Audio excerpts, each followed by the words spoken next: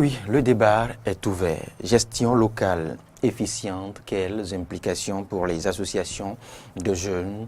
C'est l'interrogation au menu de votre débat Faire croiser de ce jeudi. Bonjour, Peggy Ludovic Dawa. Bonjour à vous, Loris Freddy d'abord, chers amis téléspectateurs et auditeurs, bonjour.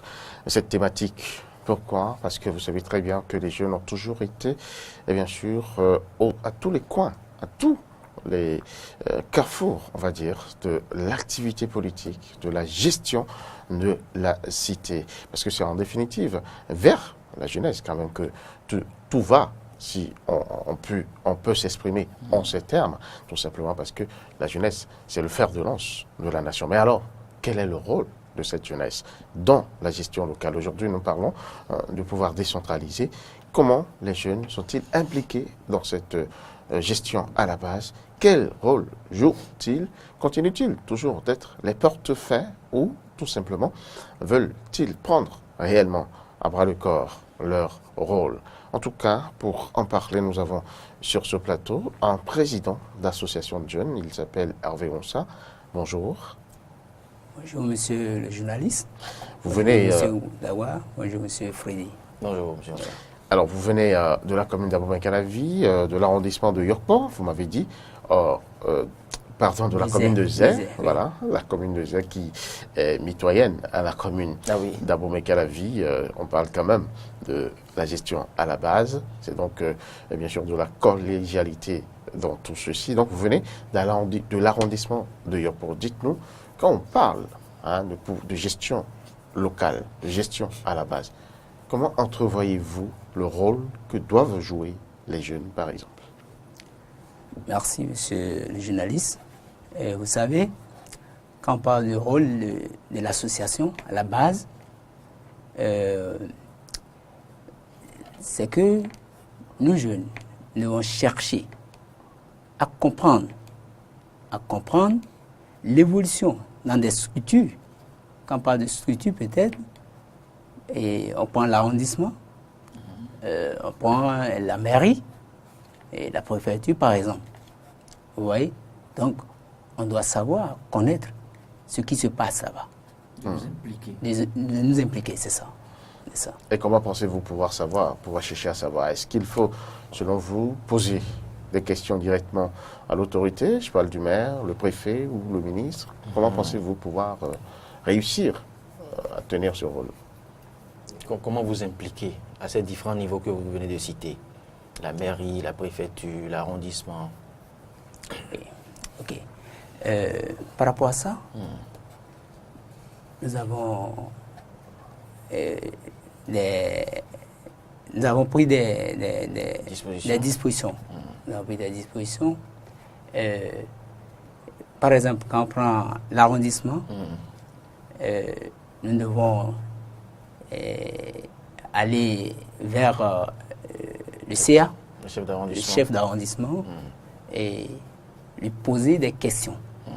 Lui poser des questions sur la gestion de l'arrondissement. Ça, c'est au niveau de l'arrondissement. Au niveau de l'arrondissement. Au niveau de la mairie, par exemple, on va à la mairie, on va au secrétariat de la mairie, on va voir le secrétaire général de la mairie, par exemple, et on présente notre association. Nous allons parler de vos objectifs, de nos objectifs, de vos visions. Très bien, nos visions. Vous allez les exposer. Au secrétaire, par exemple, à n'importe quel responsable de la mairie. Ouais. Donc, c'est à eux maintenant de nous dire concrètement ce qui se passe. Et là, nous, en tant que jeunes, nous allons prendre à bras le corps comment résoudre, comment les aider à résoudre. Comment accompagner ces autorités, ces responsables à divers niveaux dans la réussite de leur mission. C'est un peu ça. Mais alors, lorsque le constat ne sera pas, par exemple, conforme à la réalité, qu'est-ce que vous allez faire? Quand ces autorités vous auraient expliqué, comme vous avez dit, parce que vous vous rapprochez de ces autorités, ils vous exposent le fonctionnement, à quel niveau ils sont. Maintenant, vous constatez que ça ne va pas. Comment allez-vous agir? Ok. À tous les niveaux. Oui, à tous les niveaux. Là, il y a des structures ou bien des ONG qui sont bien placées pour accompagner le développement dans chaque commune. Donc, on peut aller vers ces ONG et poser Vous avez fait des plaidoyers. Des plaidoyers, c'est ça, à ces ONG. Et c'est à eux maintenant de nous accompagner. Comment ces ONG, ces structures pourront-elles vous accompagner? Bon, mais on va, par exemple, on prend l'arrondissement ou bien on prend la mairie, on voit que ça ne va pas sur un point. On peut voir les ONG, ces ONG qui sont chargées de défendre, par exemple, et ils peuvent nous contacter ou bien ensemble, on va ensemble à la mairie ou bien à l'arrondissement, là, maintenant, et on va poser Oui, on comprend. Je comprends aisément votre démarche, c'est servir de pont entre ces ONG ou autres partenaires pour les amener à accompagner les autorités locales. D'accord. Mais là, c'est quand vous arrivez à décrocher, c'est quand vous arrivez à mobiliser, vous arrivez à convaincre ces ONG et autres structures qui acceptent de vous accompagner. Supposons qu'il n'y a pas de ces instances, qu'il n'y a pas de ces structures, que vous n'arrivez pas à les convaincre. Qu'est-ce que vous, en tant que jeune, alliez faire pour accompagner votre arrondissement, votre mairie, la préfecture? Qu'est-ce que vous, votre association ou autre association comme la vôtre, qu'est-ce que vous pouvez faire? Bon, là, nous, en tant que membres de l'association, nous avons comment dirais-je, nous avons essayé de regrouper peut-être des fonds ou bien des fonds, jeunes. Oui, c'est ça. Nous avons essayé de regrouper des fonds et aider l'autorité peut-être qui est là et qui veut vraiment le développement, les aider pour à mieux faire. Une chose est sûre, dans votre association, vous n'êtes pas 5, vous n'êtes pas 10, c'est plusieurs jeunes de la commune de Zère. Oui, mais Loïs Freddy d'abord, un petit problème quand même à mon niveau. J'aime bien sa démarche, j'aime bien sa solution. Ça ne va pas, nous on met la main à la poche et puis on règle le problème. Alors le problème qui va se poser, c'est justement là. Vous disposez de quelles ressources? Vous qui êtes jeune, vous n'avez pas encore d'emploi. Ou si vous avez un emploi, c'est peut-être un premier ou un deuxième emploi. Et le salaire est ce qu'il est. Vous pensez que vous pourrez toujours mettre la main à la poche et régler ça? Vos cotisations sont si importantes. Bon, là, vous savez, en tant que jeune, il faut être une personne active. Quand tu es une personne active, tu peux participer. Qu'entendez-vous par personne active? Très bien. Quand on parle de personne active, c'est quelqu'un qui exerce déjà un métier. Et là, cette dernière peut mettre la main dans la poche et participer aux actions de développement. Vous voyez un peu, Loïs, d'abord ce que je disais tantôt.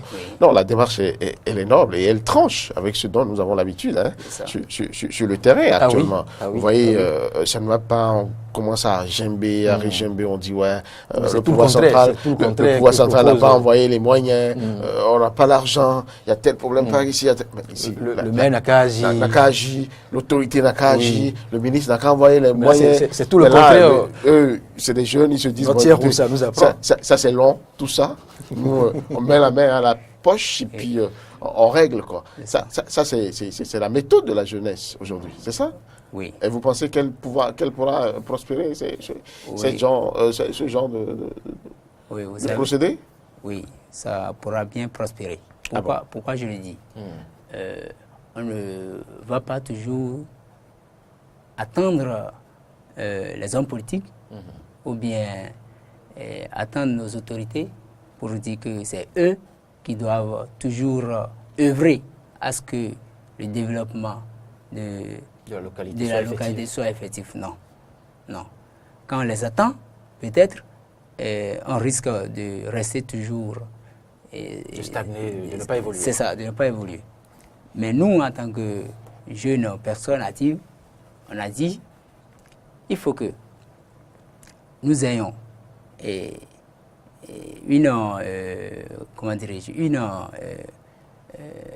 un fonds, peut-être.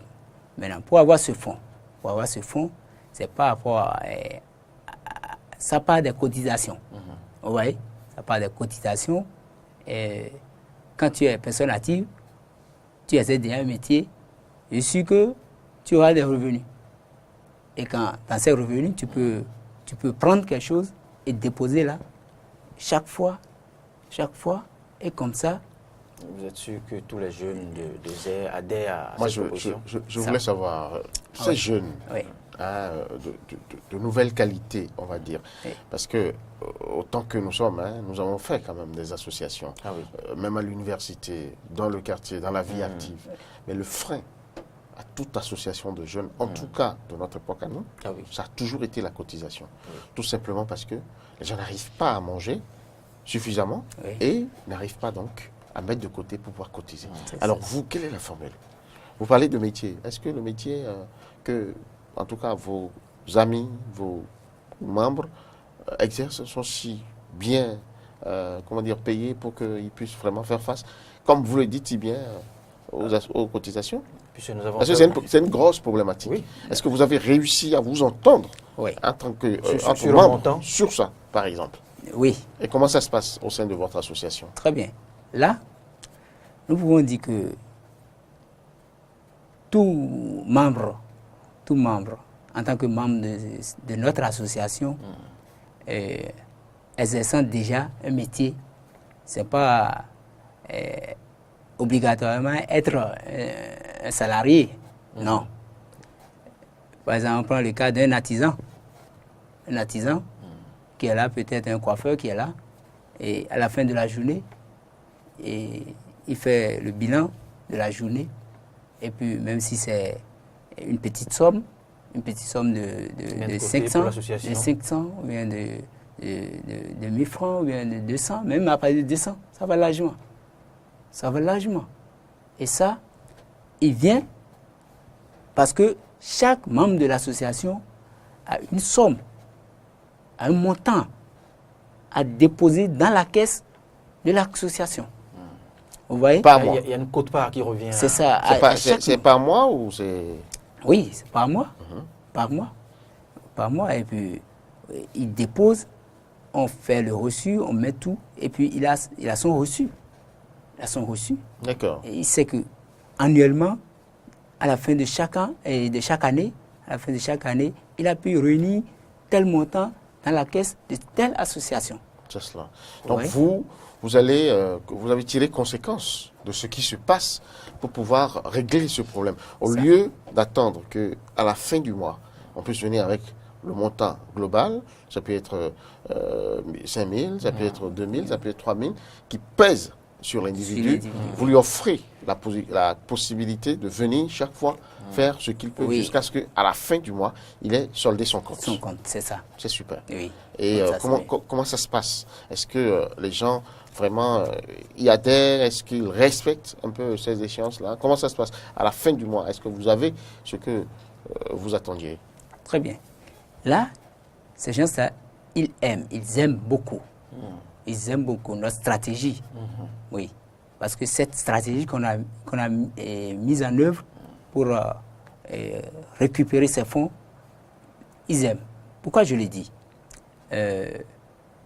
Par exemple, quelqu'un qui n'a pas un salaire à la fin du mois et il sait qu'il a telle quote-part à payer à la fin du mois, quand il finit sa journée, il vient avec 200, il dépose.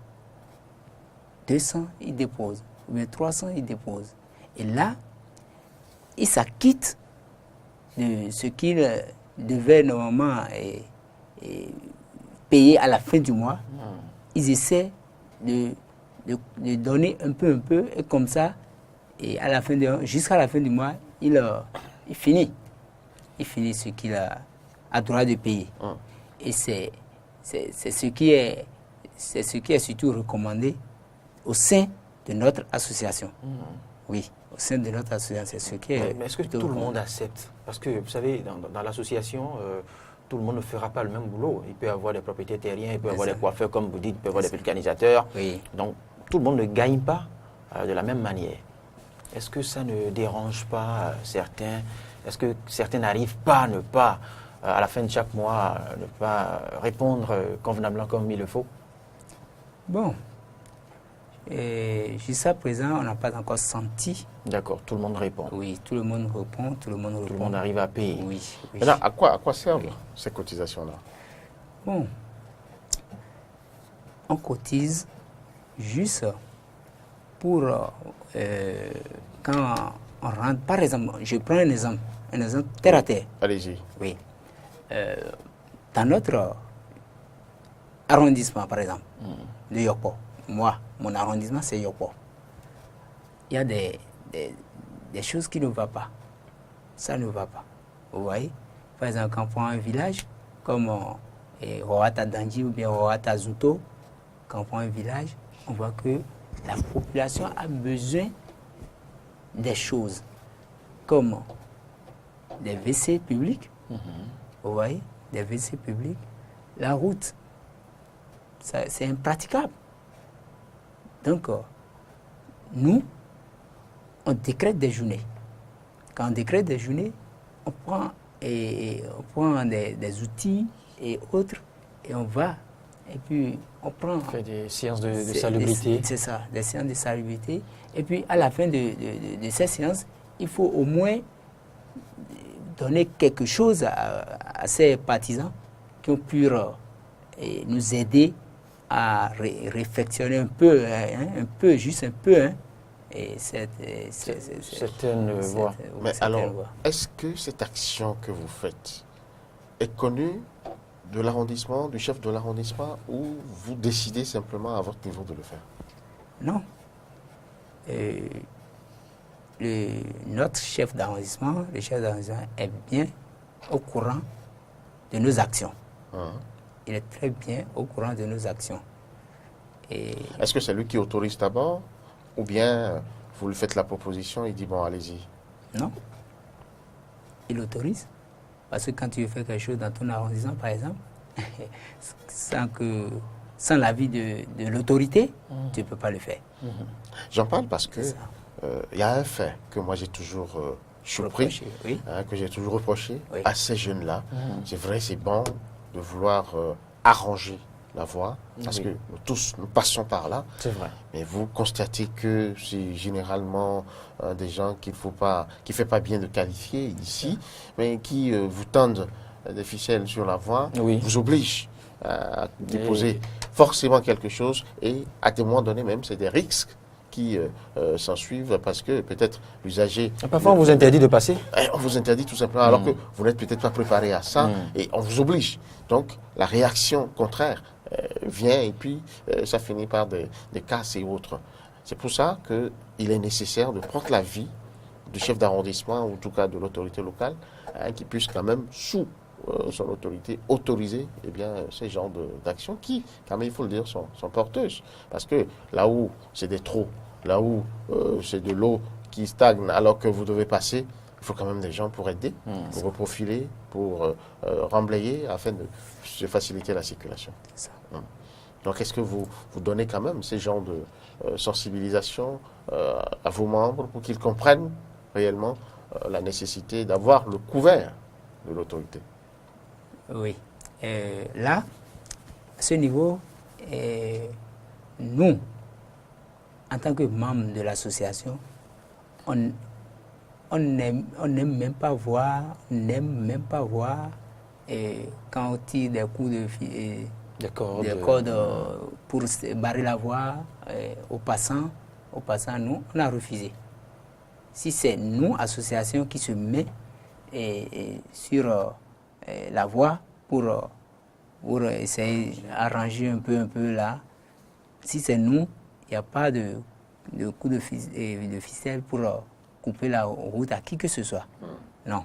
Parce qu'à la fin, c'est l'association, on regarde quelque part là et puis on règle un peu ce qu'il faut.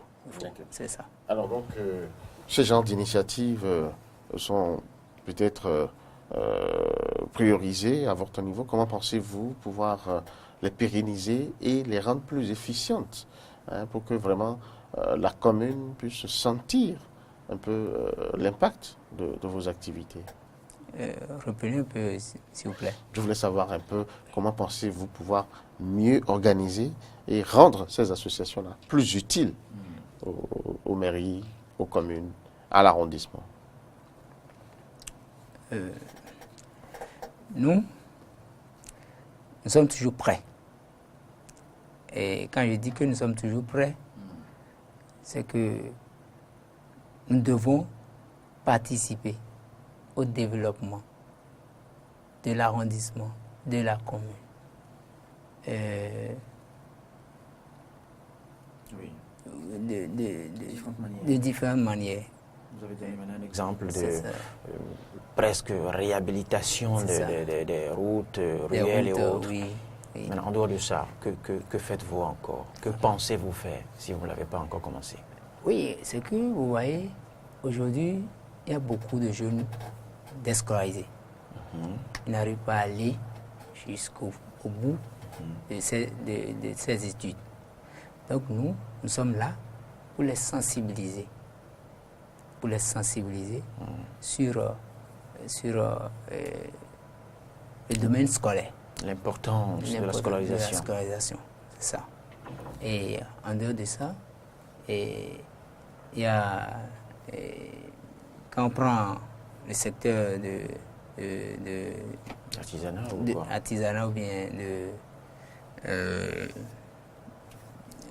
artisanat et autres, ça ne va pas. Mais nous, on a décidé d'orienter un peu la population, nos jeunes frères, dans ce sens. Est-ce que dans votre association, vous sollicitez, je dirais, l'expertise, c'est-à-dire l'aide des personnes ressources, de grandes personnes qui maîtrisent d'autres domaines, je veux dire? Est-ce que vous appelez ceux-là à vous aider, à vous donner des formations, à vous parler sur l'importance de telle chose? Parce que vous, au sein de l'association, vous pouvez comme je l'ai dit tantôt, vous pouvez ne pas avoir des docteurs, des ministres parmi vous, rien que des jeunes de quartier, de l'arrondissement. Est-ce qu'il vous arrive de vous rapprocher de ces aînés, de ces grandes personnes, comme on le dit, pour vous parler, pour vous informer, pour vous former? Oui. Là, c'est ce qui est plus recommandé. Il faut aller vers des personnes ressources. Oui. Parce qu'au sein de notre association, on ne peut pas... on n'a pas tout le monde. On n'a pas tout le monde. Quand je dis tout le monde, c'est que on n'a pas des personnes... Non, pas des cadres. Des cadres si évolués comme ça. Vous avez des bras valides du village. C'est ça, c'est ça. Maintenant, nous sommes tenus. Voilà. Nous sommes tenus, ça c'est sincère. Nous sommes tenus d'aller voir, d'aller vers ces personnes ressources pour qu'ils puissent nous éclairer pour la bonne marche. C'est très important. Oui, c'est très important parce que la volonté y est. Oui, c'est très important. Donc il faudrait maintenant qu'on vous guide, qu'on vous accompagne, qu'on vous oriente. Voilà. Très bien. Et voilà, nous arrivons au thème de cette émission. Je rappelle simplement que vous êtes le président de l'association des personnes actives pour le développement de Yokpo dans la commune de Zé. Pour un dernier mot, est-ce que vous avez un appel, un mot à l'endroit de l'autorité, en tout cas le maire de la commune de Zé qui vous suit et certainement a fait quelque chose pour que les jeunes de sa localité puissent quand même se retrouver dans sa gestion? Oui, là, nous, le maire de la commune de Zé, il ne peut que nous accompagner. Il ne peut que nous accompagner parce que nous sommes une association et nous sommes prêts à participer au développement de notre commune. Donc, s'il il nous suit à l'heure actuelle, on l'invite à nous appeler, ou bien nous, on va faire un programme, on va vers lui, et puis il va nous accompagner quand même, parce qu'il est bon, il est bon. Merci à vous. Vous êtes bon, monsieur Merci. le maire. Oui.